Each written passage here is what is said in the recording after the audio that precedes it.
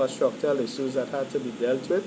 About 65% of those issues are completed, including the changing of the signs, which would have happened about 2 weeks ago. And I want to thank the Parliament, the staff of the Parliament, for continuing to work with us to make it happen. Our new target, I was hoping that we could have opened on the 15th, but due to personal circumstances, to which I'll talk about in a little while, it is unable to do so. So that we're looking at the end of the month where the official member Parliament office for Point Fortin will be open, the main office that is. However, we started work on the 13th of May down Cedros, and I want to shout out to my good brother and comrade Shankar Tilak Singh and Sunil and Mrs. Tilak Singh and Rebecca and all of the team down there, the whole team who continue to run a very tight and professional ship down there. I want to thank you for all the support. I want to thank all of the residents from the Carcass right up to Chatham to Captiville Junction. That whole clip there, people who have been coming and visiting the office and laying their concerns, their complaints and so on. And so far, in total in that area of the constituency, we have managed to see thus far well over 285 persons. So that's between the 13th of May to the 8th of July. This is Cedros you're talking about? This is Cedros alone. Okay. Right? In Point Fortin, we started around the, I think it was around the 20th of May. 20th of May.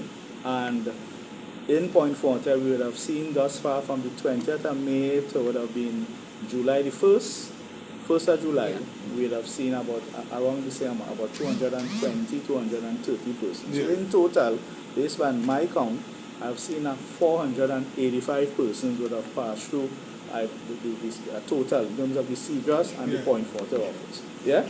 Officially. Right? Yes, because I would have seen much more persons unofficially, because this is a 24-hour job, as you know. Persons come to my home, persons see me on the street. So because that's the kind of guy I am. I don't, I'm sorry to cut you off, but before we go forward, I don't know if you want to bring some greetings, because I see New York City tuning in, Canada. Hey, all right. Sure, man, of course. So I want to, extend greetings to the diaspora community, to all the Point Fortians, yeah, man, in New York, in Canada, in England, all over the Caribbean, South America, Latin America, because it has Point people in every part of the world. And I'm sure if I look properly, it might have a Point man in the space station up in space. Because Point people, because Point, this constituency is, in my opinion, is the greatest constituency in the world. And again, so enough respect to everybody, all from Carcass to Cochrane. Enough respect. Yeah, man. So let me continue. So we would have met, and these are some of the issues thus far that has come to us. Unemployment is the most significant issue. Requests for social service support, food card, housing grant, housing assistance grant for repairs and so on. Many people who have come say that they would have had requests already inside and they never got any feedback. In some cases, persons had their food card removed from them and they never got a feedback as to why. In some cases, persons would have had application inside and they are awaiting word. Now, as you know, the Minister of Social Development would have indicated that she had to do a massive exercise. She even indicated in Parliament that she found 800 food cards in a drawer. And this is not no joking. You see, people believe that, I am there. And people believe that when the opposition people making noise in Parliament and trying to make the government look like we creating steam, it is not that, The Honorable Minister would have brought evidence of that. And you see, I don't want to make this, this is indeed a political broadcast, but I'm not in Parliament, so I don't want to get into all kind of culture. But I'm saying we have had a lot of cleanup work to do and continue to do cleanup work. And in doing cleanup, what has been happening, we have had some inordinate delays in delivery, but have no fear. I told you all in campaigning that I really don't have no time to make empty promises or to make excuses, right? You pull the mic closer. Or to make I'm going to pull the mic a little closer because, to make sure that all they're hearing me good, right? Yes. Audio coming in? Yeah. Nice. Yeah? Yeah? Right. So that I'm saying that those audits, assessment, because let's face it, the last regime would have had close to 10 years in office. Yes. And in that 10 years, they would have been, all sorts of strange things would have been reported. You see, brothers and sisters, sometimes when there's a change of government, and this particular regime that gone, they're very good at that, They want you to forget all that they did. Yes. And to focus on us now, and to start a ball, are you winning yet? Are you winning? But brothers and sisters, let's be real. Every government that succeeded the one before, you must take time to assess what is going on. How much money it have in the treasury. Yes. In addition to what is the reality. Because the fact is, a lot of information that is coming out in the public now is not fiction. That fiction is facts. We are placing documents in the public domain so that the public can assess what is really taking place. Yes. Now, and again, I'm not going to delve into the realm of some of the things that are in the public now, where certain high-ranking officials, certain people's names are being called as being recipients of benefits, justly or unjustly, from the last regime. Yes. So that has caused a little delay, not a long delay, a little delay in us being able to deliver some of our social services. However, the Minister of Social Development has assured me that we will be unplugging some of these things within the next 2 weeks. Right? 2 weeks, 2 to 3 weeks. So let's say by the end of the month, those things will be unplugged. I must also, as I continue that, there were 2 residents in Tishe. One would have had his roof blown off due to a freak storm, and another one due to infrastructure challenges, his entire roof collapsed. Both individuals, thank God, they did not sustain any injury or physical harm. Thank God for that. But I want to thank the people of both the disaster management people that operate out of the borough corporation. I want to thank the borough councillors, the councillor for Tishe Guapo, right, Mr. Williams. But I also really want to thank as well the self-help commission. The commissioners were quick to respond. They were very helpful, very cooperative, and those 2 individuals, their business is being sorted out. Yes, so that we were quick to support these 2 individuals one time.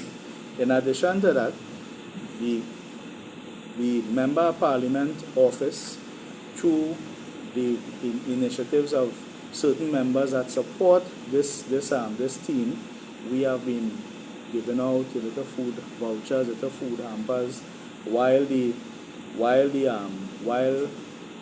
things are in train, and as I say, as things begin to open up. In addition to that, brothers and sisters, on the issue of employment, now, I campaigned on the issue of sustainable employment. I campaigned on the issue of reopening back heritage, open it back to the public so that more people could access there. I campaigned in bringing some projects to Point Fortin. I campaigned on local content in those large companies and so on. And therefore this is my report. On the issue of heritage, as you would have seen, a board has been put in place.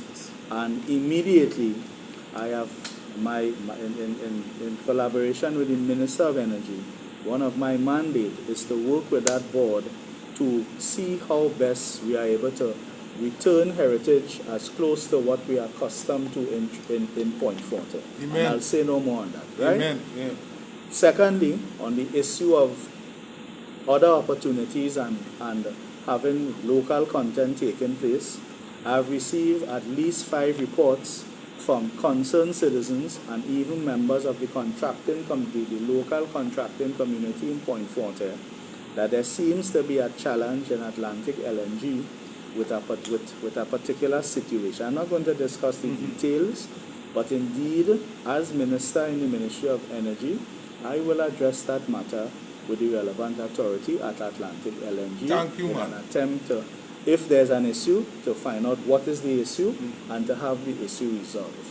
You see, brothers and sisters, that's what that's why I thank the public. I understand what it is to represent my constituencies, and you don't have to talk too much or talk loudly. The matter has been raised, consist by at least, as I said, 5 reports, yes. and I will address that issue in the upcoming week with the relevant company. Right. On the issue of employment on a whole, brothers and sisters, I have not seen this situation like this for quite a while. We didn't create this situation. So I want to say that for the record. This government didn't create the very dread unemployment situation in Point Fortin. Let me say it again. The current government, this government here, led by Kamla Prasad Kesar, SC, the Honorable Prime Minister, did not create the current dread unemployment situation in Point Fortin. Now I know some of you all there might be saying, well, let's shut down CPEP and whatnot. CPEP is a very important part of the community in Point Fortin. So I want CPEP workers to know that I am not taking what has happened in terms of the reassessment of the project. I'm not taking it lightly. And I'm not going to treat you all as insignificant. Hell no. I'm not going to make that mistake. Sure. But I also want you all to understand that that situation that has taken place with the CPEP workers in Point Fortin is an additional and it's a recent thing. The problem I am talking about had existed long before you all were being reorganized. The situation is dread and it is directly linked to the worst economic decision that was made in 2018, which is the shutting down and sending home thousands, more than 10,000, over 45,000 people was affected immediately with the closing down of Petrotrin and the restructuring, closing of the refinery, and the restructuring. So this is what we're dealing with right now. And again, I'm not here to complain, brothers and sisters. No. We are in government now, and we will fix it. How are we going to fix it? I just indicated I am going to be meeting with the chairman, the board of Heritage to start that work, to speak to the local entities, the LNGs, and all of the big companies that are here. I will do the advocacy work and speak to them and encourage them to open up their hand, to find out what's going on with them, right? And to open their hand. But also to ensure that when those relief projects start back, like CPEP, and very, very, very, very soon, sooner than you think, brothers and sisters at CPEP, sooner than you think. And I think you all know I don't make empty promises by now. So very, very, very, very, listen how much very, It's just that it is not, I'm not at liberty to put date and all that kind of thing because it's not my remit, right? But that that whole CPEP thing will sort out. And so that I continue to work with the authorities. You see, let's face it, the current local authority administration, which is the Borough Corporation, the ruling political entity is the PNM, but that's not my concern. My concern is once the mayor and his team and the public servants that are attached to the borough is willing to work with the member of parliament and our team and this government, we will continue to work with them. So immediately in consultation and in discussions with them, so as I shift a little bit, I pledge my support for the corporation to ensure that there are certain things that they have drawn to my attention, and I've begun to deal with it immediately. Certain things like emancipation, in terms of the making sure there's enough resources and so on. The issue of the off-season football league, and I want to big up the Deportivo. I've pledged my support to ensure that that league receives adequate support for it to take place. In addition to that, there's a challenge with the Mahaika Oval. It has been drawn to my attention again by the organizers of the football tournament and by members of the public.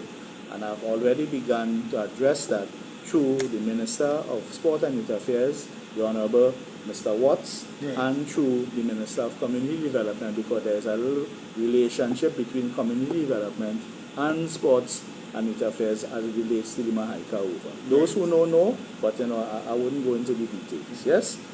And while I'm on sports, there's an issue of the community swimming pool that continues to not be available to the public. I am saying to the citizens and producers of Point Fortin here now that I will be working with the mayor and his team to ensure that the shortest possible time from today we get our swimming pool. And those who know me, once I say certain things, you have to understand how others talk, right? That swimming pool be opened so that during the August holidays here, which has just started, the persons who are heavily involved in those activities, all of the elderly people that do their therapeutic swimming and so on, that you are able to get back access to your swimming pool. Yes? So I am going to be working with the mayor and his team to make sure that happens in the shortest possible time. All right? So let me continue. As it relates to housing, which has been another big matter that came to the office, some persons would have had applications pending for quite a while. Some persons would have passed that stage. They were at the point of almost to receive their keys. Some persons who are seeking to rent and so on, and other persons who have made applications recently and they have had no word. We have been in contact with the minister himself, Honorable Mr. David Lee, and the other two ministers, Honorable Mr. Philip Alexander and Honorable Mr. Anil Roberts. And particularly with Honorable Mr. Anil Roberts, we have already sent a listing prioritizing those that are on the verge of receiving keys, and that the information is, and according to the process, once the HTC board is in place, and I'm reliably informed that board should be in place by the end of upcoming week here, this week. And once that board is in place, all of those matters will be dealt with expeditiously. As it relates to the housing estates, Lakeview, Southern Gardens, and Hubertstown, particularly Lakeview, there has been an overgrowth of grass. There's an issue. There's a sewer problem in Lakeview. There's a serious issue with the road condition and so on. I have engaged Minister Roberts, and just today, one of my persons on the ground would have passed through and taken pictures and so on. And that just to let the Point Fortin know, the contractor who has the contract to cut the grass and to maintain the place, that contractor has not been paid since last year. Think about that. So since last year. So, and that contractor would have expressed goodwill, and would have, but again, let's be real. This is we are in the 7th month in 2025, and we are talking since 2024. This contractor was not paid for services to which he has a contract. In speaking to Minister Roberts, he has indicated to me, Kesar, we have come across at least 500 situations like that, where contractors have not been paid by the last regime for work that they have already done. He said, no. He said, notwithstanding that, go through, take the pictures and so on, and we'll attempt this week coming up here to do something in the interest of public safety, to see if we could bring some relief to the Lakeview residents with that high grass, going there at least to get the grass cut and so on.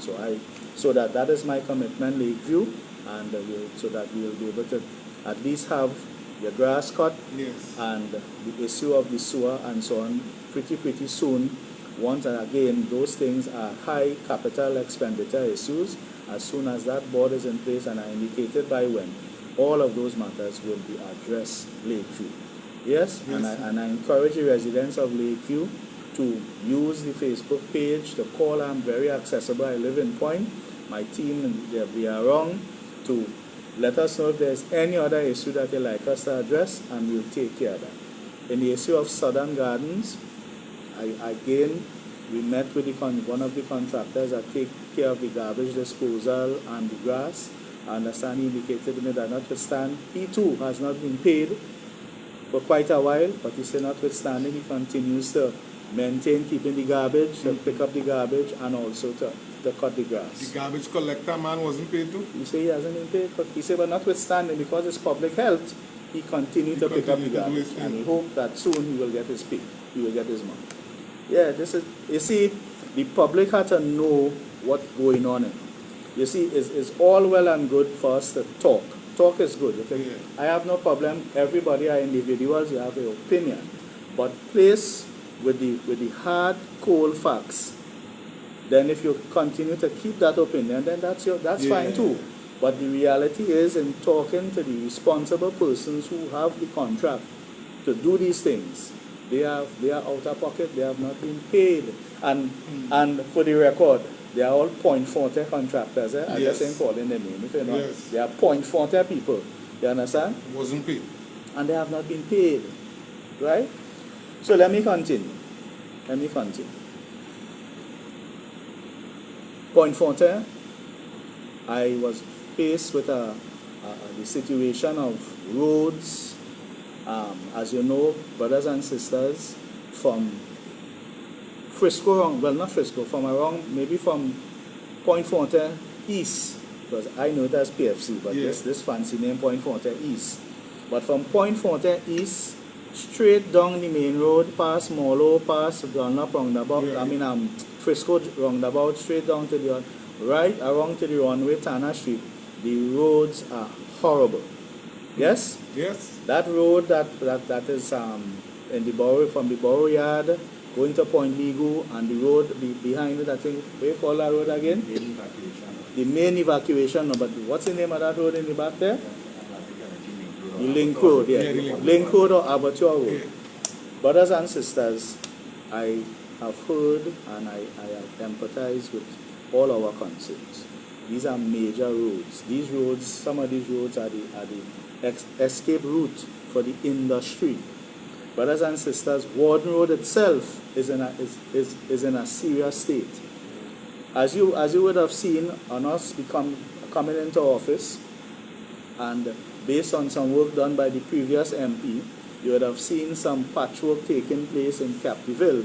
And indeed, brothers and sisters, enough respect, but that the fact that we didn't shut down the project shows that we understand things that are critical is critical. Yes. And it happened. Yes. It took place. The last MP, Mr. Kennedy, it was under him that project would have been initiated. But the fact is that the current member of Parliament, the current minister, the Honorable Miss Jolene John, didn't shut down the project when we understand that there was a need. Yeah. And that in that vein, I've already spoken to the Honorable Miss Jolene John, Minister of Works and Infrastructure, and in a very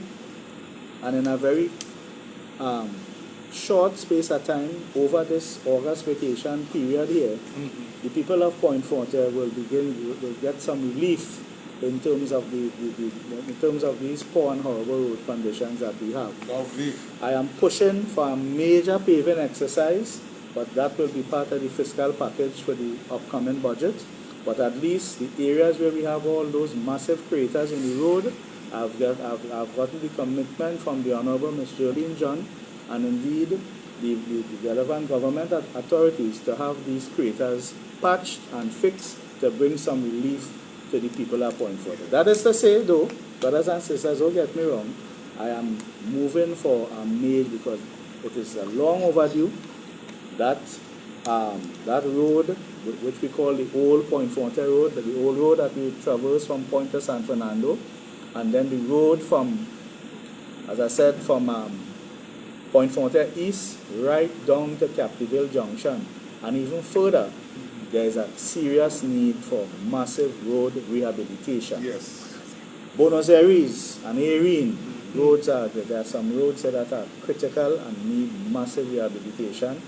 I want to thank the government as well and the Superior Regional Corporation in particular for the work they have been doing in patching the roads from Capitol Junction to Carcass. I have been traversing, I'm seeing some patchwork taking place. So thank you, Brother Shankar, thank you to the mayor, thank you to the government for doing that work. I want to thank you. But we need now to upscale because we have some serious landslides, landslips. There are 2 individuals in the Granville area that have reached out, that have come in the office where the landslides are affecting their homes. Again, I'm not going to call their name, but it is actively engaging my attention. And within the next 2 to 3 weeks, there will be crews going down to look because there's one particular individual. We may have to relocate that person because of how serious it is. So I just want to say publicly to those 2 individuals that this is actively engaging my attention. We have not forgotten at all because the report was made about a month ago separately, and I try my best to actively speak to them to make sure to assure them that it is not falling on deaf ears. Right? Let me go to youth and support for youth development and so on. You would have seen a visit to the Chatham youth camp, what we call the Chatham Youth Camp. We know it as Chatham Youth Camp. You would have seen the challenge that Honorable Mr. Philip Watts would have had with the project and so on. We in Point Fortin know the challenge with that center. We're not going to, again, this is not the space for that. And this is not a time to cry. However, the contractor having been paid almost 100%, Mr. Watts will do his due diligence and audit and whatnot. But Mr. Watts has given me the assurance that in come the new fiscal, which is just about a month, 2 months away, we are going to be moving to have that center reopened.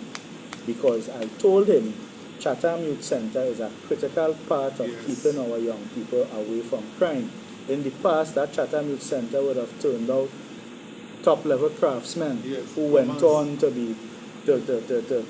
pursue magnanimous careers in the Point Fortin Industrial Estate, in Petrotrin, and so on and so on.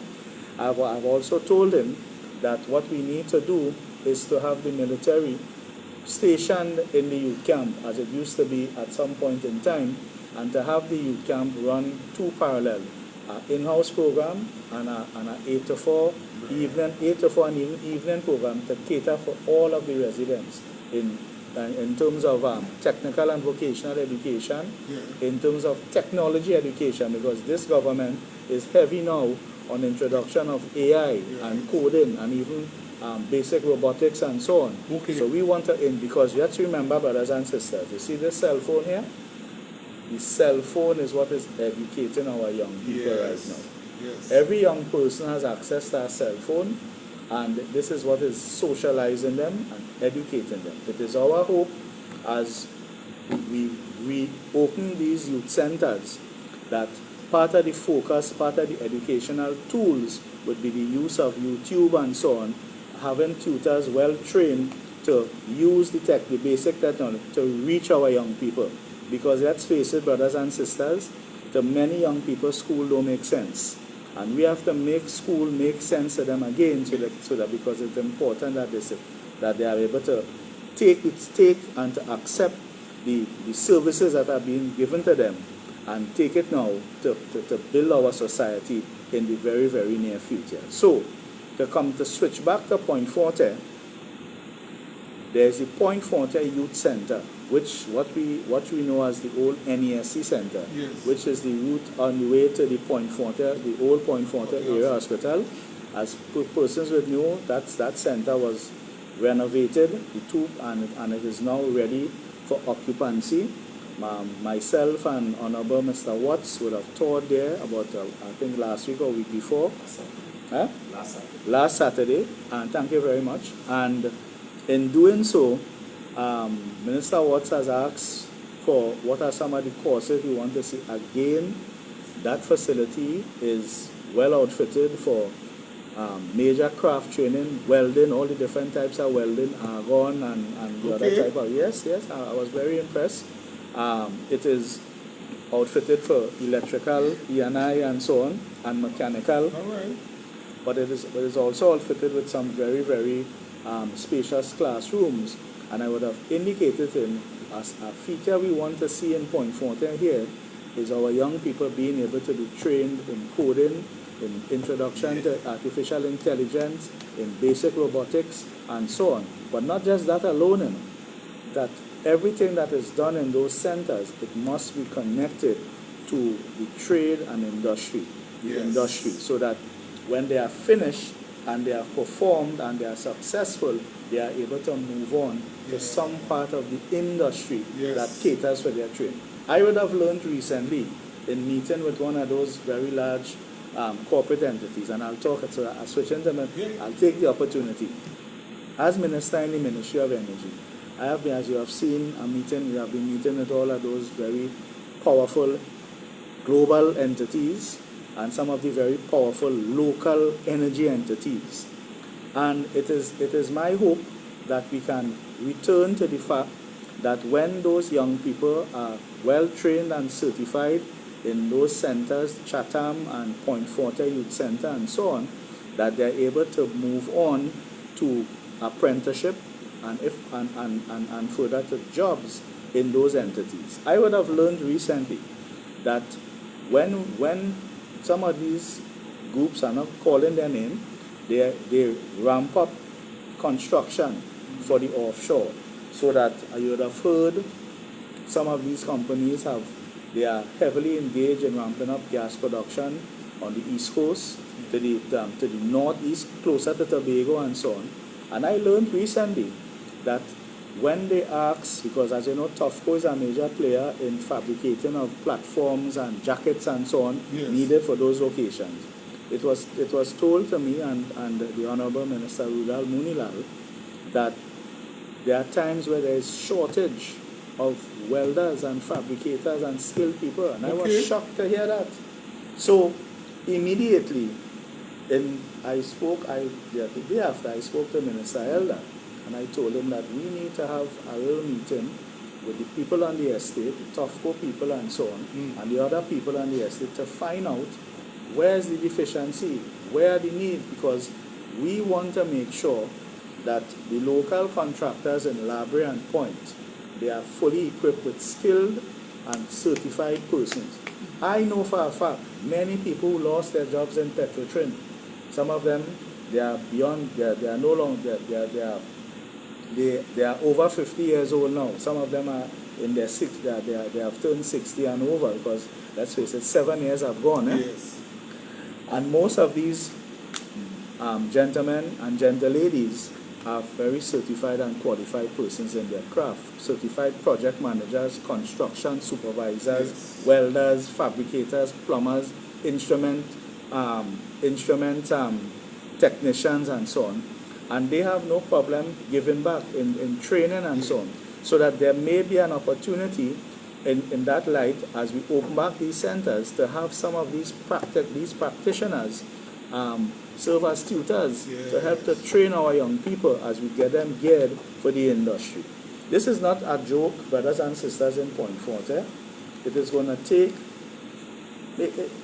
take us in the short term, maybe a month to 3 months, to get some of the low-hanging fruits going.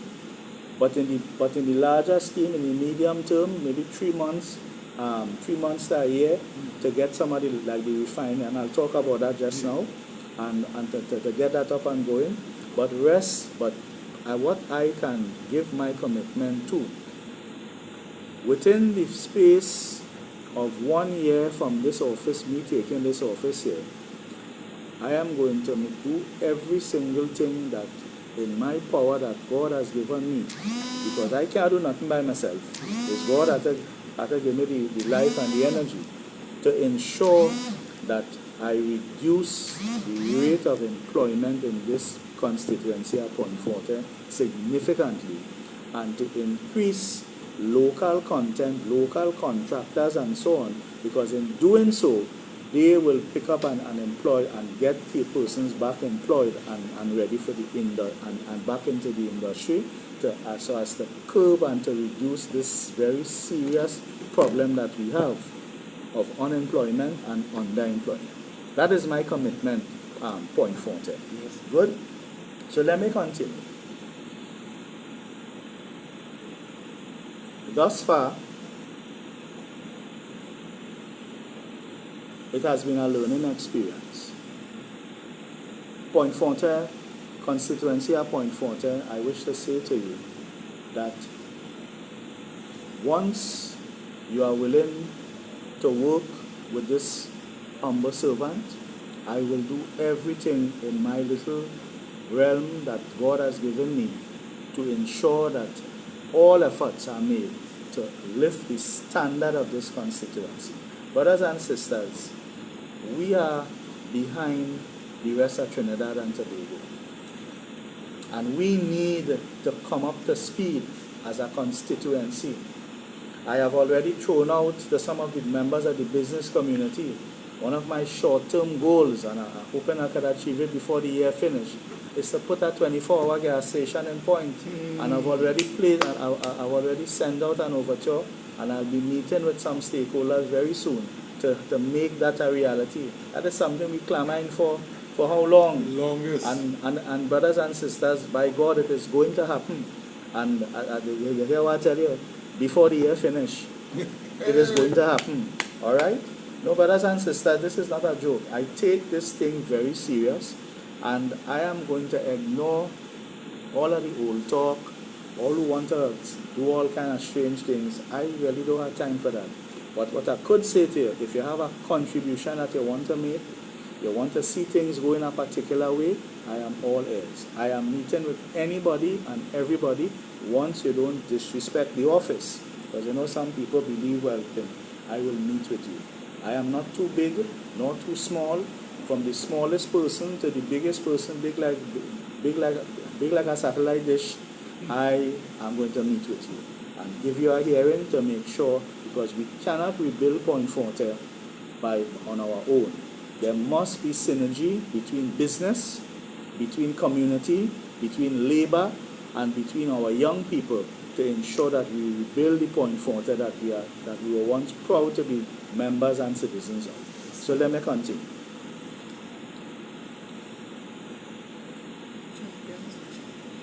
In the office, we have come across also situations where persons are so distressed that there's a need for counseling. We have had two such members, and we would have sought the services, not services for pay, because I know when people say service, you feel it's contract. No. We would have sought the services of some certified and qualified psychologists from Point, and they would have offered their service free of charge as a community service to those individuals. It is my desire to speak with the relevant authorities, possibly in the Ministry of Social Development, in the Society of, I think there's a society of psychologists and social workers and so on, to set up in-house facility in the constituency to help people to deal with the challenges of life. Things are very, very hard in the constituency. Persons are really going through some really hard times. I cannot solve everybody's problem because I don't the word Almighty God doesn't exist on my back, because I cannot walk in his sandal strap. I can't even put on I can't even think to walk in his shoes. I could only do as a humble servant what I'm directed to do. So I say this to say, as we come across the need that is a need in the constituency, we will respond in kind and put it in place after doing the feasibility study and so on. So let me move on. We have, if you could remember, I campaigned on an issue called land regularization. Yes. The issue of persons getting deed of comfort and deed of lease, because it is a known fact in Point Fortin, many thousands of persons who are living 16 years and over on their property, they do not have documents. Persons have built large houses and so on, and have built it from scratch, taking the time and building and so on, but their land, they do not have documents, deed of comfort, deed of lease for the land. Since coming into office, I have spoken to a retired expert, one of the retired experts of the company called PESEL, Yes. which is the company that was under Petrotrin a while, and then they went on their own as a separate company, and it's a state company, a state agency. Okay. And that expert has said that they are willing to work with the Member of Parliament's office to start a project in the new fiscal to continue the regularization of persons' land, to grant them their deed of comfort or their deed of lease. I have also, in my own initiative, I spoke to a very a prominent individual who is a lawyer by profession, but his focus is land law, and he's also a surveyor and so on. He has also offered to come on board and to work with that local retired expert to develop a project. In the upcoming weeks, during this holidays here, I will bring the two parties together and we will sit and develop a proper proposal that I can take to the relevant ministry to have this project started in the new fiscal year. I intend in the first instance to entertain and to bring relief once all the proper procedures are followed. For in the first instance, first phase of the project, 500 landowners, yes, in the first phase, and cut it down so that by the time we reach the year number 3, year number 4, year number 5, and hopefully we are able to get another term in office, we should have been able to regularize everybody, or at least 80% of the persons in Point Fortin who do not have deed of lease or deed of comfort for the land that they have. Yes? So, that is again a campaign. Let me go now to the issue. We are in the season of schools, school books, school grant, SEA, laptops, and the whole gamut. Let me first say, I wish to thank the youths that work out at the office, and the youth they would have successfully concluded their first Youth in Business and Career Fair, and that was held in June. I think it was June the 27th of June at the indoor arena in Egypt.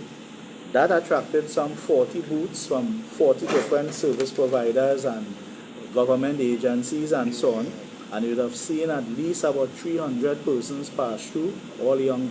The focus on that was to highlight young people who have business ideas or who are already running businesses. They brought their wares, or they brought their products to show and so on. And then it also had agencies who are in, some are Point Fortin resident and some are national agencies, and they came, and it was a very fulfilling evening, a day, and so on. So I wish to thank the young people who put that together, and there'll be another one soon, hopefully before the beginning of the new school term. And I also want to highlight, because I saw the Borough Corporation did one quite on Friday. Yes. You see, brothers and sisters at the constituency, I want all to know that me ain't come to fight down nobody and to score no cheap political points in. If you do something good, I say you do something good, right? I hope it is reciprocated though, yes? So, to continue on school and school development, I would have attended a couple graduations. I would have made some statements. Particularly in Point Fortin East, and then further in consulting with the Deputy Mayor, Mr. Tilok Singh, we have been talking about schools that need repairs in the Carcass and Cedros and Granville area.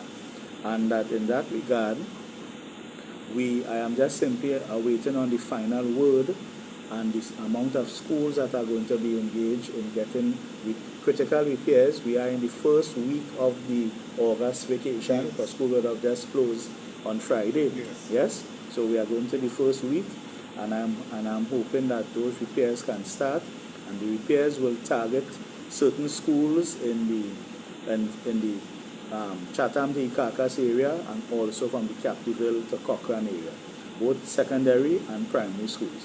When I receive the final listing, I will again announce it in a subsequent either live or we'll post it up so persons will know the schools that have been identified and when the repairs will start and so on. In addition to that, many persons, and I wish to thank all of the citizens that do book drive, that do things to help young people, to assist homes that may not, because indeed this book and school supplies thing is a very expensive enterprise.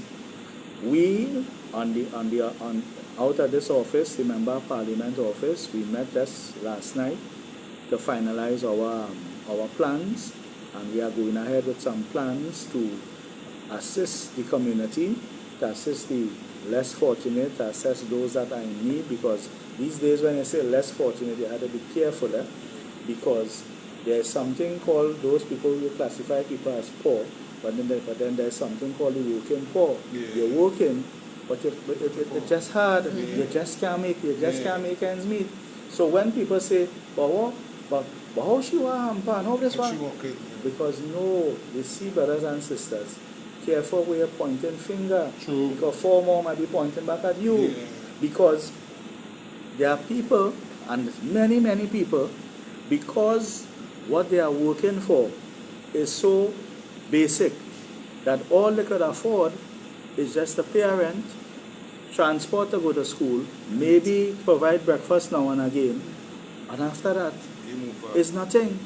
So when persons reach out and say, boy, it's pressure, as the state agency or as a member of the government, we want to make sure that we could respond as much as we can.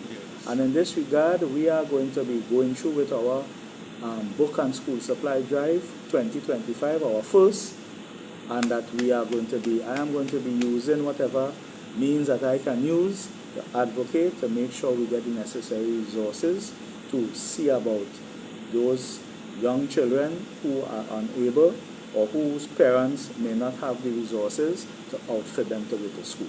Just tell the 648 followers, anybody want to support, make contact. Yes, so anybody wishing to support this drive, please contact 308-2641 Miss Crystal, or you can put it up on our page here and indicating what you want and so on, and how you wish to support. All donations in cash or kind are welcome, except if you donate in cash, we will direct you who to pay directly the supplier, because we really trying to avoid dealing with cash, because again, we ain't want we ain't want that kind of thing, because we are about service, and that's all. Service. Yes. Some people who like to send barrel too, so let them know. No, all of that too. We are accepting that too. People who selling. People who selling, who want to send down some barrel for we with book bag and thing. We are accepting that. Stationery, we accept that as well. And we thanking you in advance. Yes? But as still on schools, you would have noticed that we put up a post recently where some persons have received 11 complaints. Well, it's 10 now, because that 11 persons, she called and said she get through, and she got a child to go to primary school. So I have 10 complaints before me now where parents have said they were unable to get their child into a primary school. I will be dealing with that at the level of the Ministry of Education early this week here to have that matter sorted out. Again, we have placed a timeline, the 17th of July. All complaints where your child could not have gotten into a primary school, please let us know, and we can do our very best to sort it out. However, that's one word though. If you didn't try, then you wouldn't know if the child get through it. So please You had to make the first move, approach the school, and try your best to see if the child could get through, right? And we will deal with that, yes? But in the first 10 persons, I will be dealing with that as well. In addition to that, I know that we have some children who have there are children who live in Carcass, Fullerton, Cedars, Bonas, Chatham, and so on, Captiville, who go to school in San Fernando, and there has been several complaints about the transport, the public transport, the maxi, and so on that take these children to school, and also the return. People who live Point Fortin, who live Gonzal, who live Cochrane, and so on, they may be going to school in Cedars Composite and Bethany and so on, and there's this issue of their transport. So there are students who go to Bethany School, Point Fortin East, they go to Convent, they go to what we will say Modset, Naps, and so on, and they live in Carcass, Cedars, Fullerton, and so on. There is supposed to be public transport provided for them through maxis.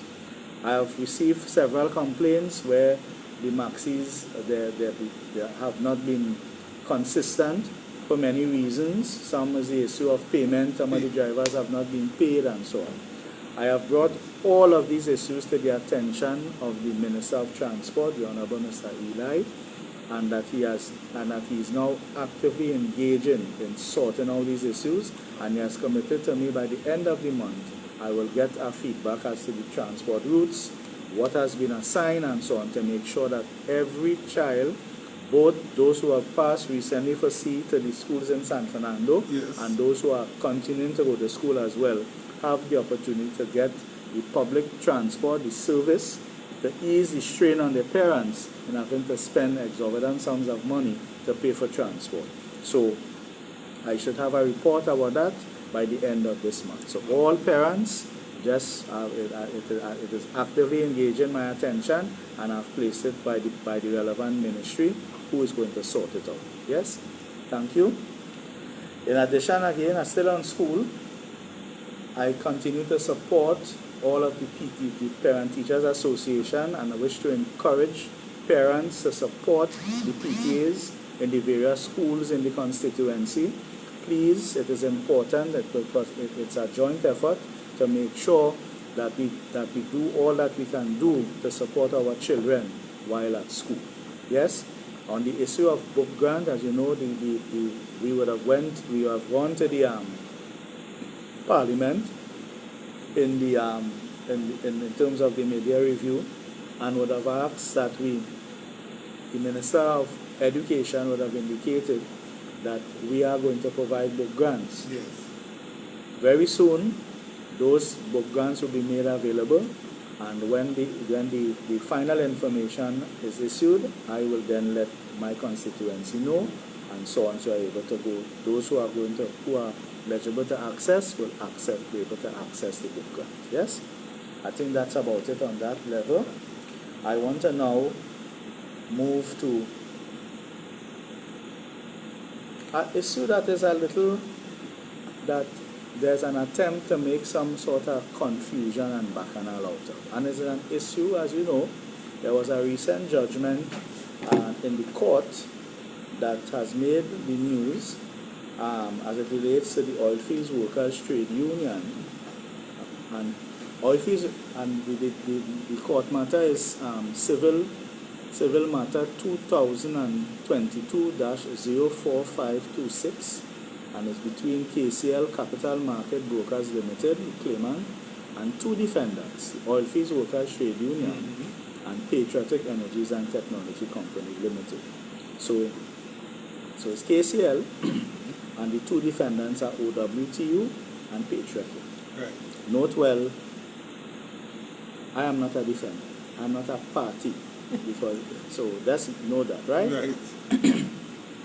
When the media would have contacted me last week, and even after I told them that I didn't read the judgment. Right. And I really didn't read the judgment.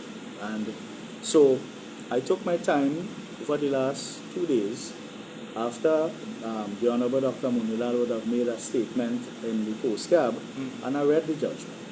And in reading the judgment, I smiled because I'm trying to understand why is the media or some elements of the media trying to insinuate that this has some implication on me personally when it doesn't, because in between the year 2019 to 2020 I would have been a trustee of OWT. Yes. If you read the judgment, you will see something say a debenture and an indemnity was signed by the trustee and him. An indemnity indemnifies the person, the personal, which is the trustees, from any levy or claim against their personal property. So that's the first thing. Secondly, at that time I would have been trustee.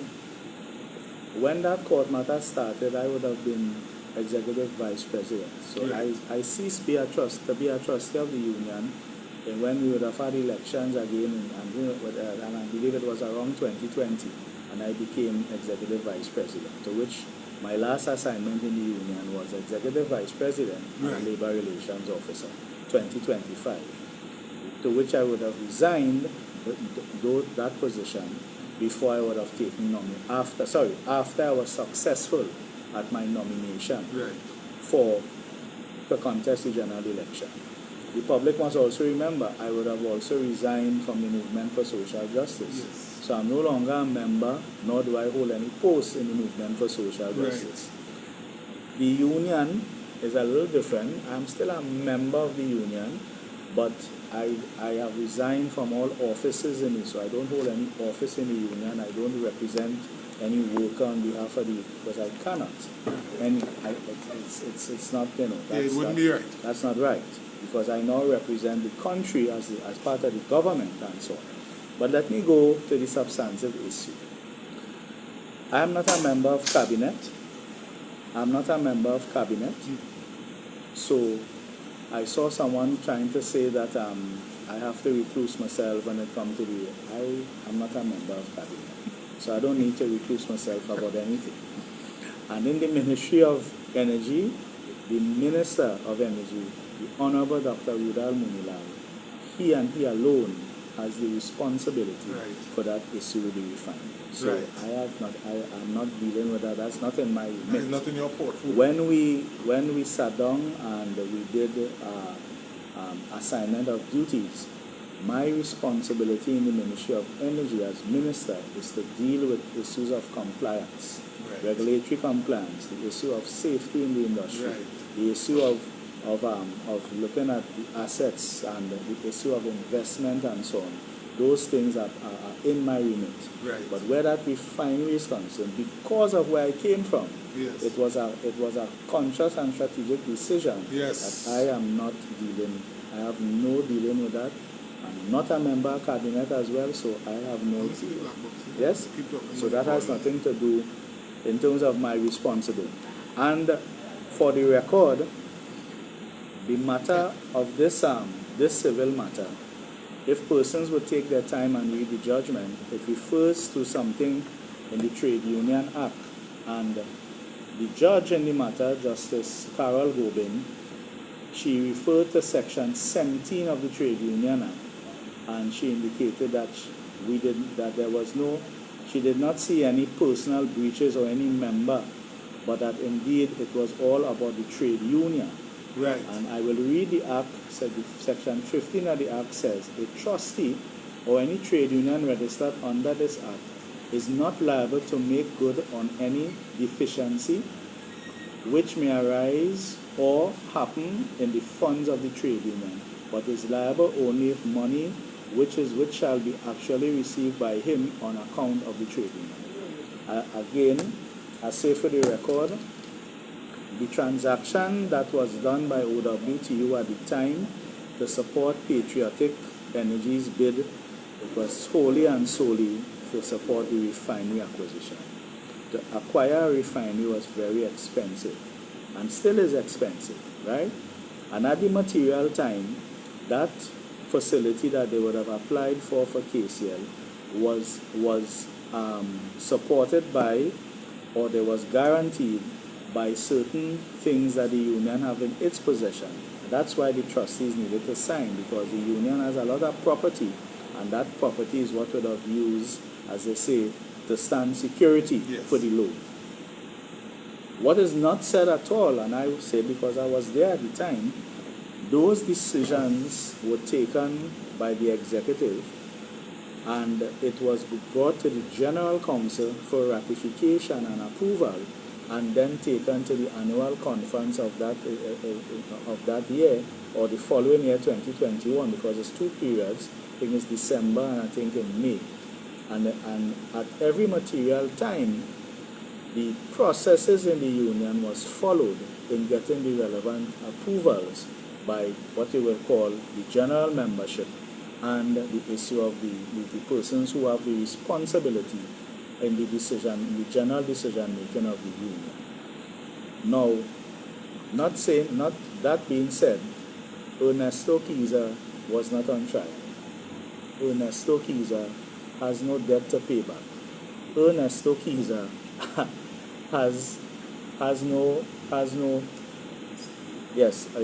Ernesto Kesar has no liability in this matter. So I would like to put those concerns to rest. Right. And I wish, because the matter is a matter engaging the court where a judgment was made. I have been informed, if I would have inquired of the union what is the situation where this is concerned. I understand that the union is now with the union's lawyers and the company KCL lawyers. They are in some discussion trying to resolve the matter based on the court judgment. And that's what I know. But for the record, this court judgment has no financial implication on me and my property or anything, so that there is no issue in terms of as it relates to some conflict.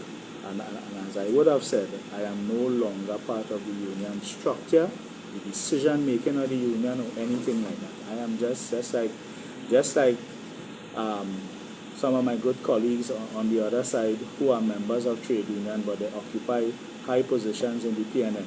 I wouldn't call the name, they know themselves. They are members still of these trade unions.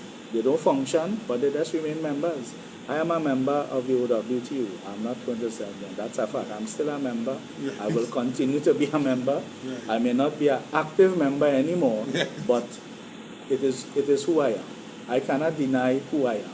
But in terms of the legality, there is no implication, there is no liability by Ernesto Kesar as relates to this judgment. I am not on trial. I have no money to pay. That is a matter between the OWTU, Patriotic, and KCL, not Ernesto Kesar. So please, I'm asking quietly, cautiously, please, anyone that continues to, you have a right to do what you had to do, but please, I would not allow anybody to besmirch my good name. Please, I will not allow that. So don't go down that way. Get your facts, get your legal opinion, and so on. And if that opinion is not legally sound, I'm asking people, please, don't besmirch my good name, please. All right, I'll put that to rest in Jesus' name. Betty, speak out. Yes. Betty from there. Right. However, as it relates to the refinery, I really hope. I saw someone complaining. I mean, sometimes it has sent mixed signals, The government, led by our Prime Minister, Mrs. Kamla Persad-Bissessar SC, gave a commitment in campaigning to have that refinery reopened and restarted. We have delivered on that, the first phase, by placing a committee, a 12-member committee led by a former Minister of Energy, to make sure that the committee's work is beyond any doubt, so that we have placed experts inside of that. And we have given the outer limit of 4 months. I am seeing persons in the public saying that too long. And sometimes I wonder, what do we want? As the Honorable Philip Alexander would have said recently, it seems like there are persons on the other side, because of the loss, they are lost. And And they are lost to the point that they are everything that you want to, And I'm saying that's fine, you have to oppose. That's your job.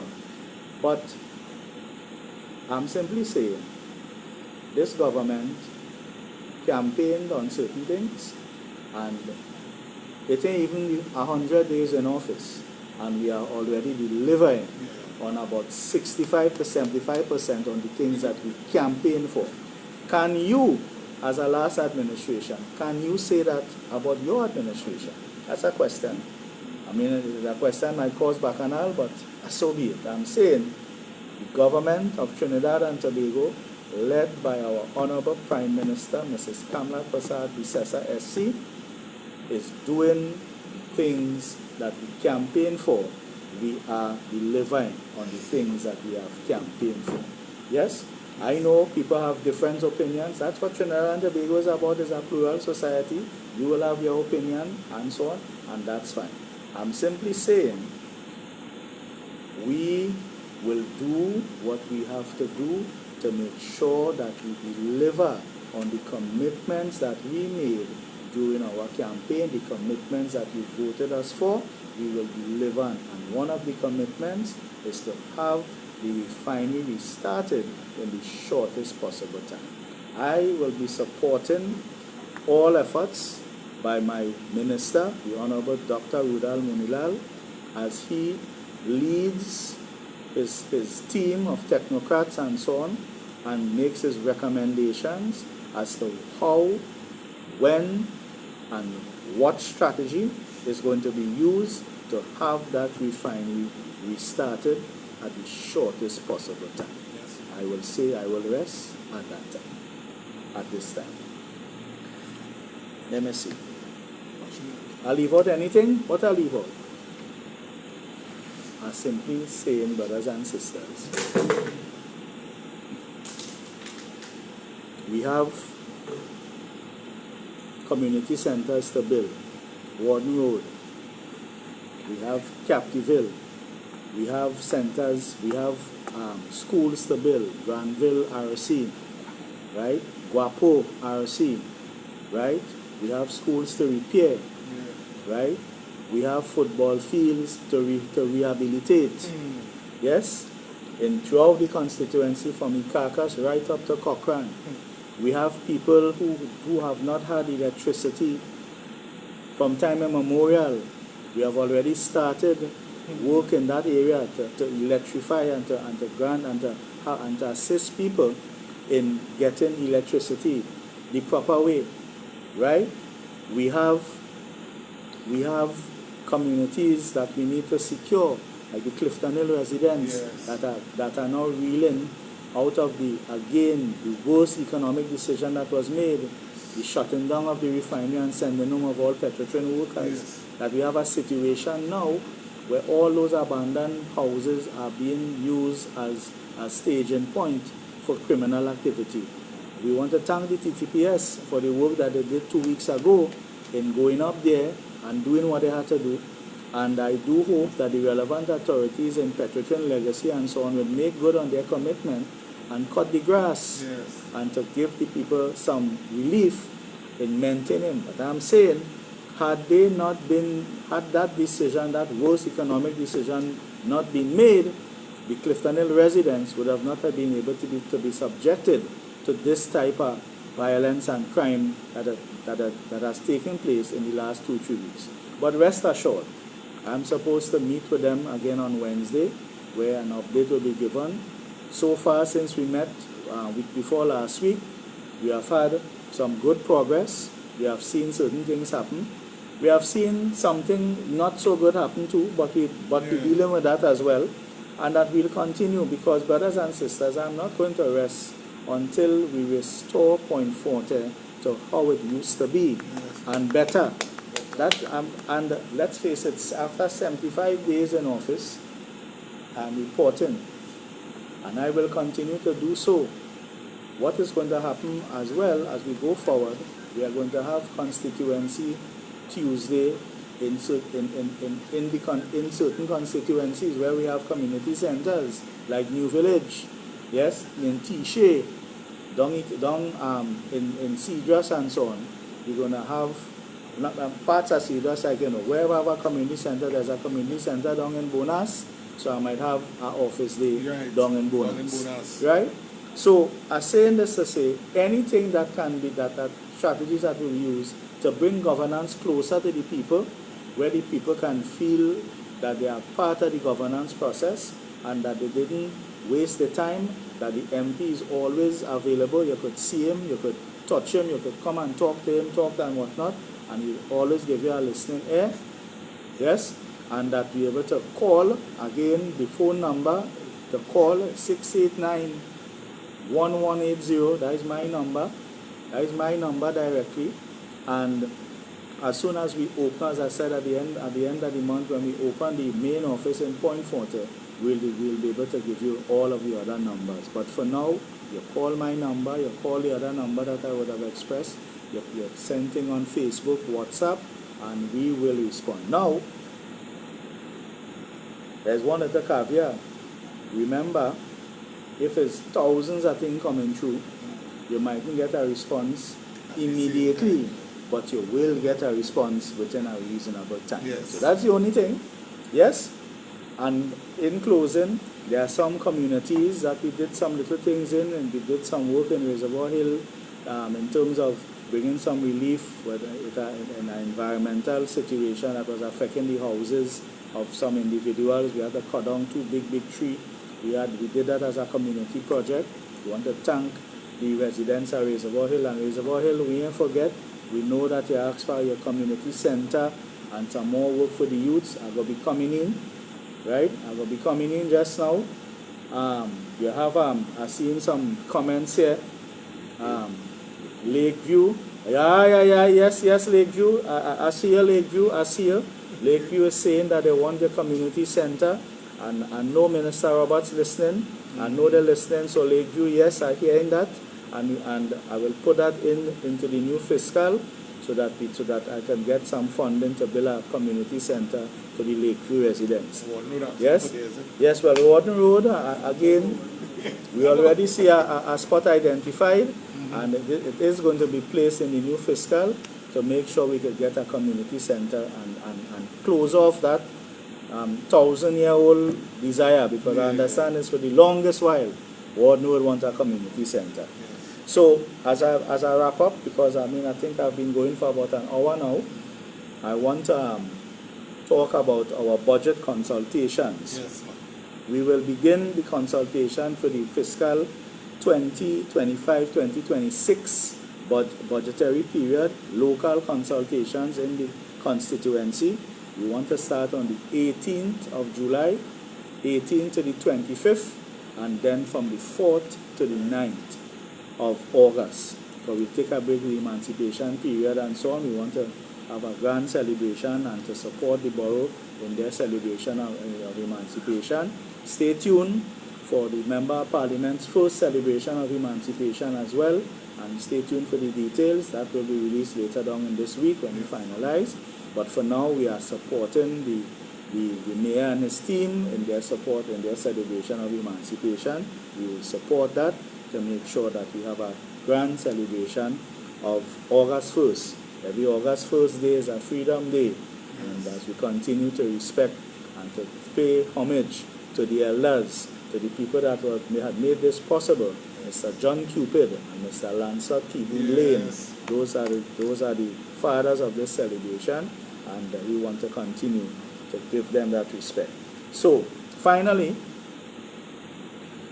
the residents of the Southern Main Road, I can't seem to remember the name of that community. When you leave Mora and you're heading back to Dunlop, roundabout side, there's a community just before as you go up the hill after you pass the big garage there. Right. There's a community up there on the left-hand side. Yeah. That community, I want to say to you, I have not forgotten you. I'll be coming to visit you very soon, before the month is out, because you would have identified on the campaign that when rain falls, there's a massive flooding that takes place and so on. I have not forgotten you. I will be going there. I'll be coming to visit you, me and my team, very, very soon. And I just want to say, had I not, and I want to end with this, I wish to apologize to all of the residents. I am unable to have Constituency Day on Tuesday because my sister, her last rites will take place on Tuesday at 8:30 a.m. The body will be in Felicity, that's her home, and then to the Waterloo cremation site where she will be cremated. And also I wish to extend condolences to the family and friends of Sister Denise Figaro, Sis as she was more popularly known, on her passing. Her funeral is on Monday at 10 o'clock at Mount Tebow Spiritual Baptist Church. Again, Sis was a close friend and ally, and I'll be attending that funeral tomorrow morning, God spare life. So because of Monday and Tuesday, particularly on Tuesday, I would not be having constituency days for Tuesday on the 15th, but that we will have a shortened version of office on Saturday the 19th. Yes, Saturday the 19th at 9 a.m. down at the space here, not Newlands, from 9 to 5. We'll do a shortened office hours Saturday the 19th for Point Fortin, and then return to our office days in Cedars, our regular days on a Tuesday, so we return to Cedars on the 22nd. Again, I want to thank all of you who would have extended condolences to my family. I want to thank you very much. I want to thank my good friend who who has been very, very, very vocal. He know himself. He would have sent me a little condolence. I want to thank you, my brother. And I want you to know that there's no hard feelings. I mean, you had to do what you had to do. I just ask that to be respectful. Let's keep it respectful and keep it legal, because as I've told the public, I didn't get kind and calm and cool just like that. It was because of years of battle. And when you're battling all your life and doing what you had to do, you become very cool and calm, because you know everything you do and you say, you have to be very careful and calculated with what you're doing. So please, do not take my kindness for weakness, please. Do not take that. Yeah, don't take my nice, calm, cool demeanor and understanding for weakness. In other words, I've seen a lot of people thinking that because there's a change of government, you could now try all sorts of different tricks, and possibly you might get through. Some of the things you're trying might not be legal. Some of the things you're doing might be pushing the envelope. I'm saying to you, brothers and sisters, I am in a different role, and I would not hesitate to do what I have to do to defend this constituency, and to defend the order, law and order in the constituency of Point Fortin, because I'm not going to superintend over a constituency where crime has become out of hand. And in my next broadcast, because I have been speaking to the two ministers responsible for security, and I will bring a report there, because I'm not going to let that just go out, because we have seen a serious upsurge in crime, and I have taken serious note. But remember, I'm dealing with things in our order, in consultation and so on. As my old teacher used to say, I'm running in my lane. And when the time is right, and before this August, I will report to the community on the issue and what are some of the things that are going to be upcoming as it relates to the whole crime situation in the borough. It is actively engaging my attention. What I used to do in another place, when it comes to things dealing with security and police and things, unlike many other people, I rather not discuss those things in public, because it's like you're telling the criminal, hey, go on hide, boy, come in. No. We're not going to take that approach. But I must say, though, I support the legislation that are upcoming, the Stanyagang legislation, as we go for consultation with that. As you heard the Prime Minister, we ask the public to actively engage. We ask persons now to actively bring proposals, bring stuff that can deal with crime and violence, particularly things that are geared towards uplifting the young people to keep them away. Yes, we have heard a statement about the increasing of the active age to access alcohol. I've begun to see a lot of debates, but that the government, we know what we're doing, brothers and sisters. And I know that many people were concerned, but as we continue to do what we have to do in the interests of the people of Trinidad and Tobago, I just want to say to Trinidad and Tobago, the government we know what we are about. I would like to say as I close, thanks to my entire support staff, to all of the residents from Carcass, Fullerton, Cedros, Bonas, Bossbook, and whoever I forget, Captiville, Chatham, Fanny Village, Buenos Aires, Erin, Warden Road, Tiche, Cochrane, Newlands, right? And anywhere I forget, I want to thank you for your patience and your support. Rest assured, brothers and sisters, as God breathes breath in my body, I will use that breath to the fullest to represent the constituency of Point Fortin to the best of my ability to ensure that we elevate our standard of living and to elevate this constituency from where we are at now to ensure that we come up to standard and that we really see things in a beautiful, better, constructive, creative, and all of the positive things. No excuses. We will fix it. Together, the strength of Almighty God, we shall fix our constituency to make it something that we are continually proud of. Thank you to all of the listening and viewing audience. Thank you to my Prime Minister, the Honorable Kamala Prasad, the Kesar SC. Thank you to the government of Trinidad and Tobago. And even thank you to the opposition. Enough respect, we are part of the government. Yes? So, thank you. May God bless you all. And do have a wonderful Sunday. Thank you.